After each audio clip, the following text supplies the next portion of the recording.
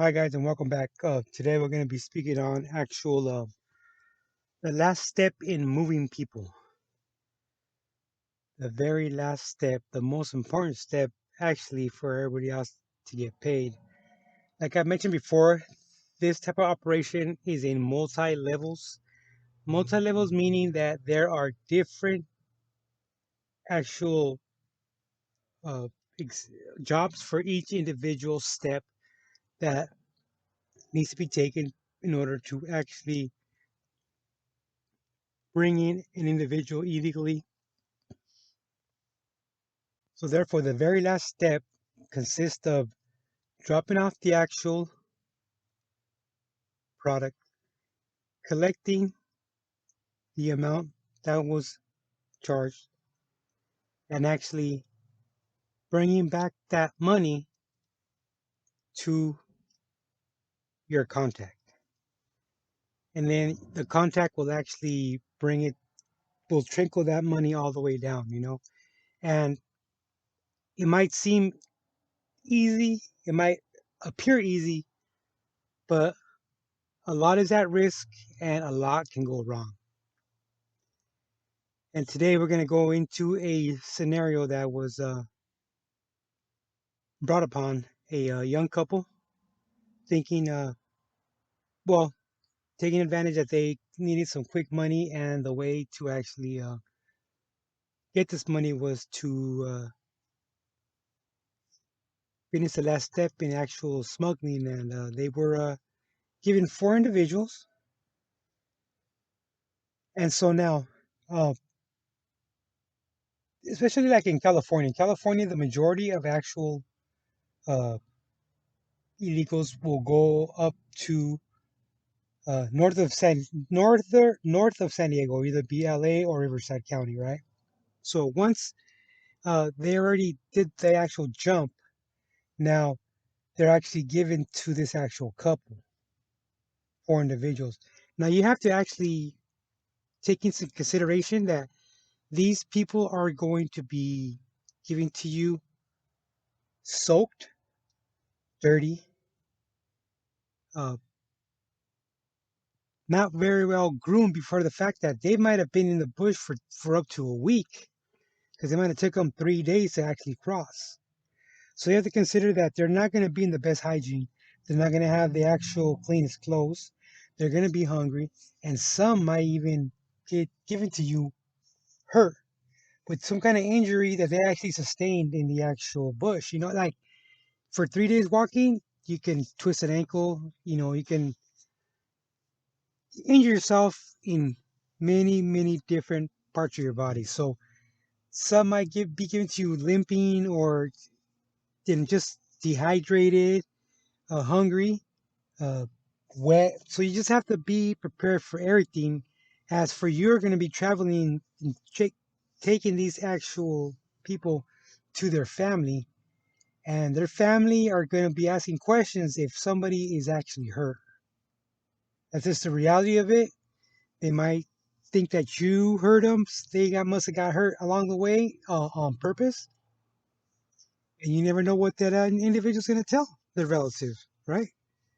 So as soon as you hit the road up north, you want to make sure that you have a reliable car, because if you do not have one, that's going to be an extra stop. That's going to be time consuming and actually dangerous. And I'll tell you why right now. This couple's vehicle overheated about midway, and there's a checkpoint. There's a couple of checkpoints leaving San Diego, so you have to consider that too. Okay, so they had cleared that, but their car overheated, so they pulled off the actual freeway.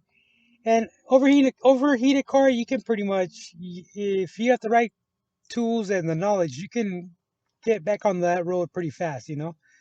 But depending on if you're prepared for it, right? So as soon as they pull out of the freeway, now they pulled over into some sort of shopping center. So as they're actually evaluating the actual radiator and the cause of this actual uh,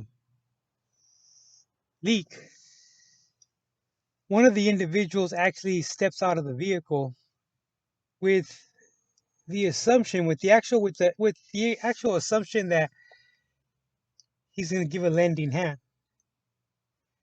And as he approaches the hood of the vehicle, he kind of just looks around and kind of like throws his opinion up in there. And while you're trying to cool your vehicle down, get it back on the road, he takes about 10 steps back and then just turns and just bolts and just takes off. Just let me break it down. First of all, that's not his first time crossing. Second of all, he knows where he's going or he knows where he needs to go to place a phone call. A phone call for one of his relatives or a friend to actually pick him up. And it's that fast and it's that quick that now what do? Go chase him? Your wife's not gonna go chase him because you still have three individuals in your actual vehicle that you need to go drop off and collect money on. And now you're gonna be one short. Now what? Can't go to the cops. You can't go to law enforcement. You can't go to anybody because you're just gonna be incriminating yourself on an active crime. Then you'll call your contact who set you up with that actual job, and you tell them what happens, and they just say continue your actual run and complete your actual the last step for these three that you still have in your vehicle. So now as you go to take care of each individual stop, and by the way, they're not gonna go to a safe house because they need to uh, get rid of this hot potato and collect that money. And as you're going towards your very very last stop, um, your contact that you're gonna turn that money into will be blowing up your phone. How much longer? Why are you taking so long? How did the other individual get out of your sight? How did you let them out of the car? They're gonna be on you. They're gonna be actually getting to the point where you're gonna just be so frustrated and you're going to be in a hurry to get back because of the fact that they are going to be constantly asking you where you're at. Because it's going to be a lot of money that you're going to be giving back. It's also going to be a lot of money that you're going to be short. And don't think you're going to get paid either because they're going to take it out of your actual payment because of the fact that they gave it to you all in one basket and you didn't complete the actual task. You can't go to the law because you're committing the actual crime. So that's just one of the risks that you're going to be taking. And now what? Where do you go now? And I can almost guarantee you that the people that set this up will get paid without you even knowing, because regardless, they're going to have a sponsor south of the border and north of the border, just for the fact that you just need that type of insurance for a situation like this. And there's too much overhead, there's too much involved, there's too many people that need to get paid for this to happen, and you're going to be short. And they're gonna get their money. They're gonna make the phone call, they're gonna actually investigate, they're gonna send somebody out there, and they're gonna catch up with this guy, but they're not gonna tell you. Why would they tell you? So you can now get paid? Nah. Everything fell apart on that one and you're done. So, you know, you want to do it again, you want to do it again, but there's that risk. There's that risk of that actually happening or somebody taking them for you too. You go into a certain neighborhood up in north of San Diego, and somebody gets the word that they're dropping off 3 people, 4 people, 2 people, and you might run into a couple of problems. not just problems, but actual